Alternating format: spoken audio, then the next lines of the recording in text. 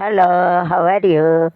இப்போ இங்கிலீஷில் ஓரியன்டேஷன் பார்த்தாச்சு, என்னென்ன சப்ஜெக்ட்லாம் இருக்குன்னு.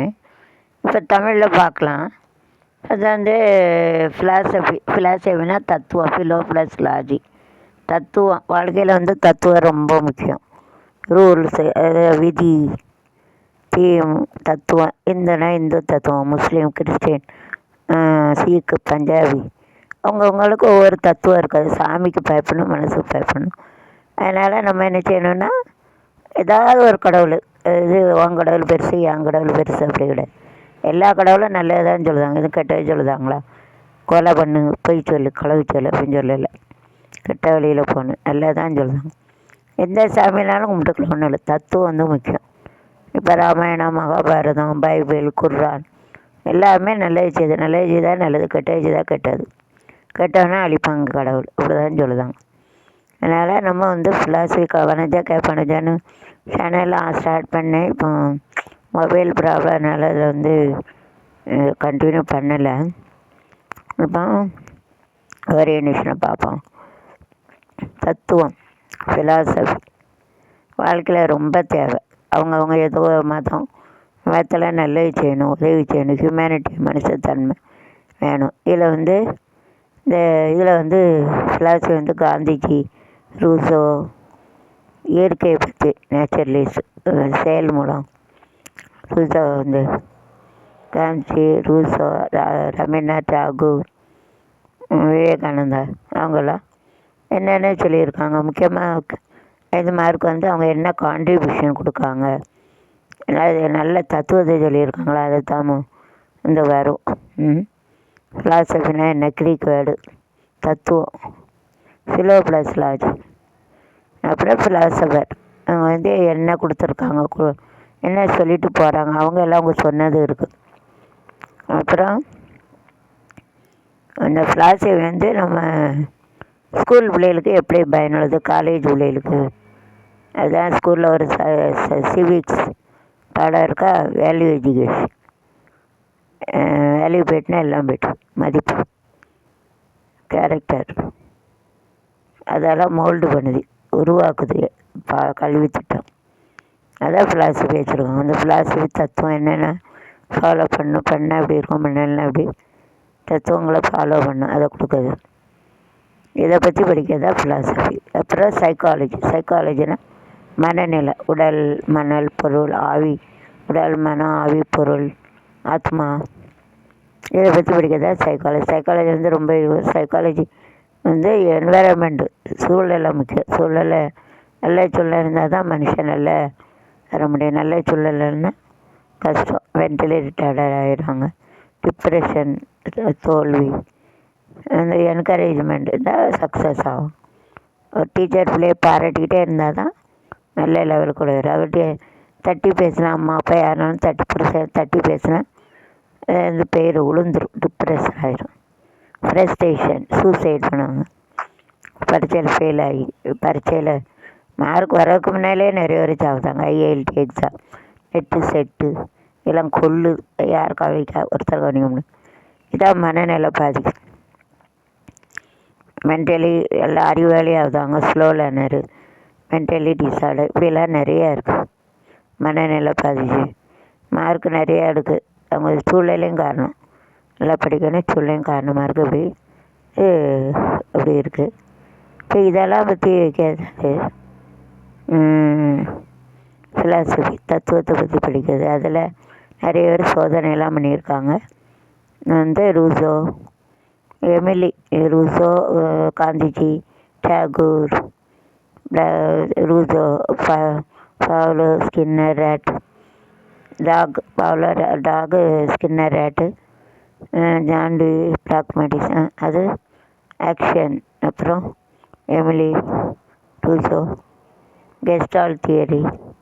இப்படி நிறைய அந்த ஒரு எக்ஸ்பெரிமெண்ட் பண்ணி அது மூலம் பூனை அதை வச்சு எலியை வச்சு பண்ணி அதுக்கு நிறைய சோதனைகள் பண்ணி சொல்லியிருக்காங்க, அப்படி இப்படின்னு சொல்லிட்டு அதை பற்றி. அப்புறம் சைக்காலஜி எப்படி டிப்ரெஷன் ஆகுது, ஒரு மார்க் எடுக்க வைக்க, அதை பற்றி. சைக்காலஜி ஆஃப் லேர்னர், ஒருத்தர் நல்லா படிக்கலைன்னா மற்ற எல்லாம் அவனுக்கு நல்லா இருக்கும். இந்த கார் ஓட்டுறதில்ல, மற்ற லேஸ்கனில் எல்லாத்துக்கும் கடவுள் வேறு வேறு திறமை கொடுத்துருக்கு. ஒரே திறமை வச்சுன்னா உலகம் ஓடாது. இன்ஜினை மட்டும் இருந்தால் உலகம் ஓடுமா? இல்லை வேணாம், அதுக்காக அப்படி கொடுத்துருவாங்க. அதுக்கப்புறம் சைக்காலஜி. ஒரு பிள்ளைக்கு டீச்சரோட சைக்காலஜி எப்படி புரியணும், எப்படி டெஸ்ட்டு, நிறைய டெஸ்ட் இருக்காங்க. கேஸ் ஸ்டடி, அனட்டாட் இருக்காடு, ஹியூமிலேட்டிவ் இருக்காடு, இதை வந்து திரள் பதிவேடு, வருக, பல ஆஸ்பெக்ட். கேஸ் ஸ்டடி ஃபிசிக்கல் மாறுது, உடல், சோசியல் வச்சு கேஸ் ஸ்டடின்னு ஒன்று இருக்குது. ஹியூமிலேட்டிவ் கார்டு இங்கிலீஷில் சொல்லலை, அதை நோட் பண்ணிக்கோங்க. இந்த பல வேரியஸ் ரெக்கார்டு, என்னென்ன ரெக்கார்டை வச்சு பிள்ளைகளை கண்டுபிடிக்கலாம், மார்க் எப்படி எடுக்கலாம், மற்றையில் எப்படி இருக்கான், இதை வச்சு அவனுடைய வாழ்க்கை தர உயர ஜாப் ஓரியன்டேஷன் இது பண்ணுது. அதுக்கப்புறம் உள்ளது வந்து கரிக்குலம், ஓவரால் சிலபி, எல்லா சிலபஸ் பாடத்தையும் ஒன்றா கொடுத்தது தான் கரிக்குலம். ஃபார்மல், ஸ்கூலில் உள்ள திட்டம், தனிப்பட்ட முறையில், கூட்டு முறையில் எப்படி இருக்குது, என்னென்ன சப்ஜெக்ட் இருக்குது. இன்ஃபார்மல், அதாவது பாடத்திட்டத்தோடு சேர்த்து 52 கோகரிக்குலர். அதுக்கு கோகரிக்குலர்னால் இணைந்த பாட செயல்முறைகள். அப்புறம் ஸ்கூல்லேருந்து வெளியில் போகிறவங்க 10, 12 ஃபெயில் ஆகிட்டான், படிக்க முடியல, அவங்களுக்கு என்னென்ன திட்டங்கள் இருக்குது. முறை சாரா கல்வி, முறை சார்ந்தது ஃபார்மல், முறை சார்களை. இன்ஃபார்மலாக முறைந்த சார்ந்த செயல்பாடு திட்டங்கள். இந்த இதை வந்து வச்சுருக்காங்க.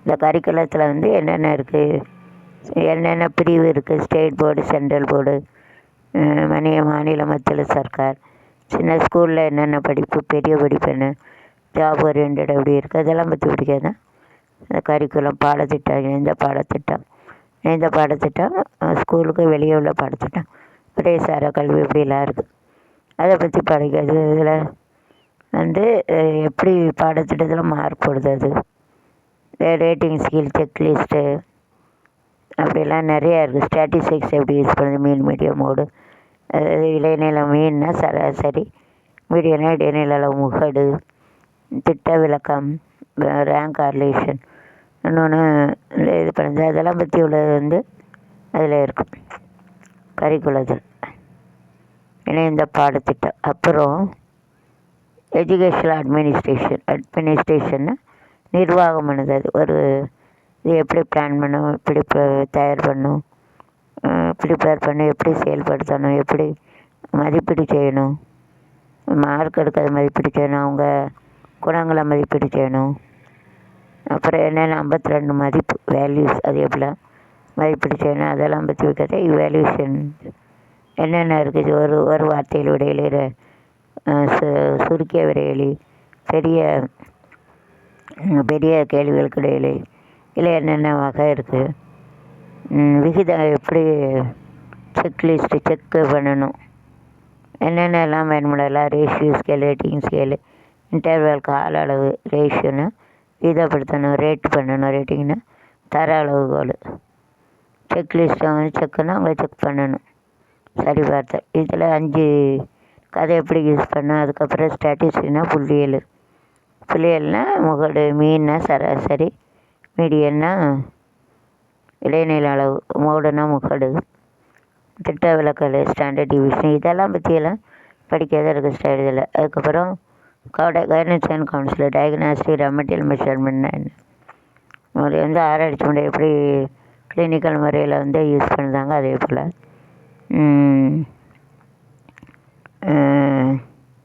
கைடன்ஸ் எப்படி டைரக்ட் கவுன்சிலர் கைடன்ஸ் கையில் உதவி செய்யுது.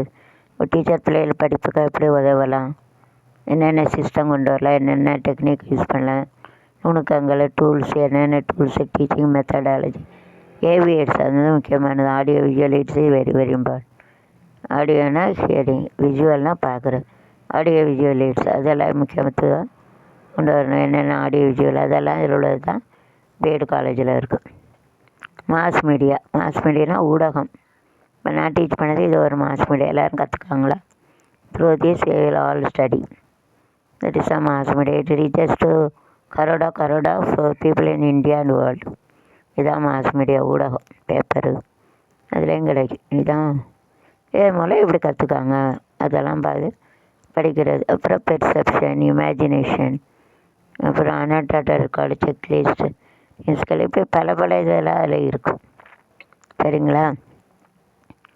கைடன்ஸ், கவுன்சிலிங், டைரெக்டாக கவுன்சில் கொடுக்க இன்னும் டைரக்ட் கவுன்சிலிங் இப்படிலாம் இருக்குது. நேரடி ஆலோசனை இது. அப்புறம் அப்சர்வேஷன், எப்படி அப்சர்வ் பண்ணால் க்ளோஸ் டு ஓப்பன், திறந்து மூடு, ஒருத்தர் எப்படி அப்சர்வ் பண்ணால் அவங்க எப்படி இருக்குது பிள்ளைகள் அப்படி அப்சர்வ் பண்ணுது.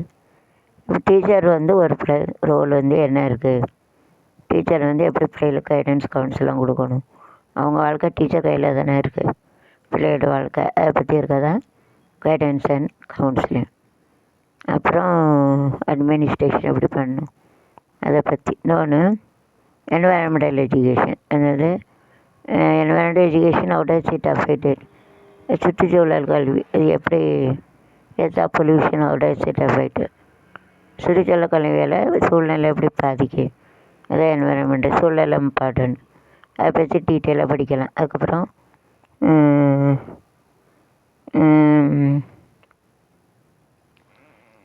இந்த 3 ஆப்ஷன் இல்லை ஏதோ ஒன்று எடுக்கணும்.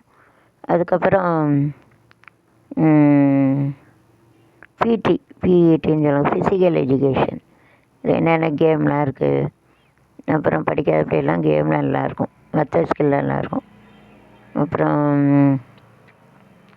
என்னென்ன டிசீஸ் நோய்கள்லாம் வருது அதை பற்றியது.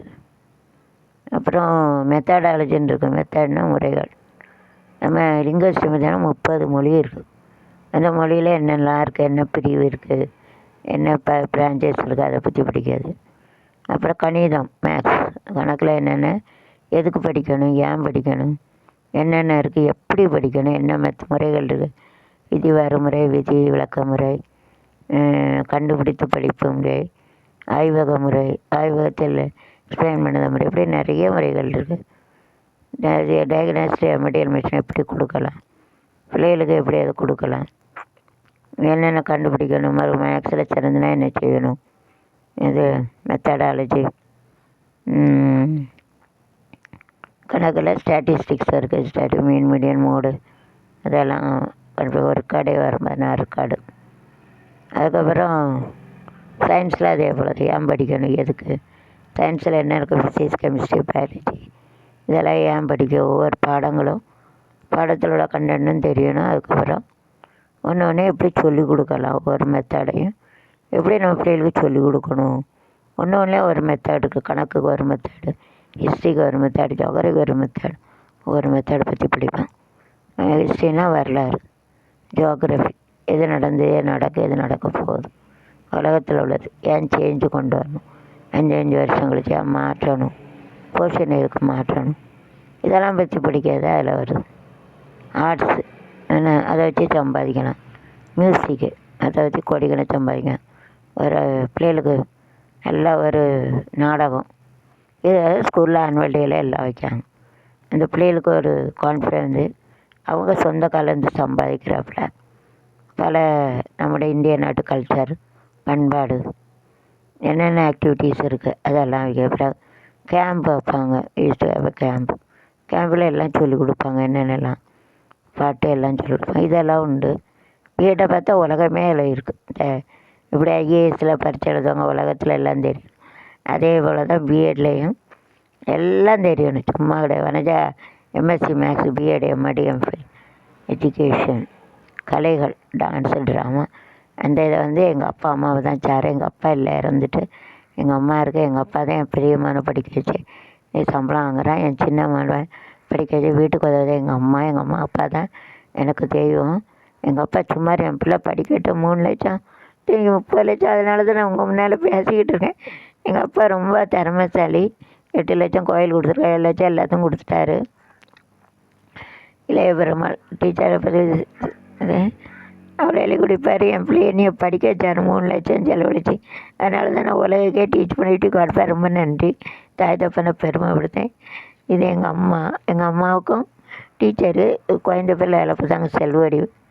அவங்களும் நல்லா திறமை. எங்கள் அம்மா வந்து சிங்கரு, டான்ஸரு, பாடகி. அப்போவுமே எங்கள் அம்மாவுக்கு ட்ரம்மு ஒரு ட்ரங்கு இருக்கும், அது நிறைய சர்டிஃபிகேட் இருக்கும். அதனால தான் அந்த திறமை எனக்கு திறமை வந்திருக்காது. அதே போல் எங்கள் டீச்சரு, ஸ்கூல் டீச்சர் எல்லாம் காலேஜ் வரைக்கும் எனக்கு என் திறமையை நோக்கி எனக்கு நிறைய பிச்சை போட்டு எல்லாம் டீச்சர் பாதி வரை இறந்துட்டாங்க. எங்கள் அப்பாவும் ஆத்மா சந்தோஷப்படப்பில்ல உலகுக்கு டீச் பண்ண சந்தோஷமாக இருக்குது.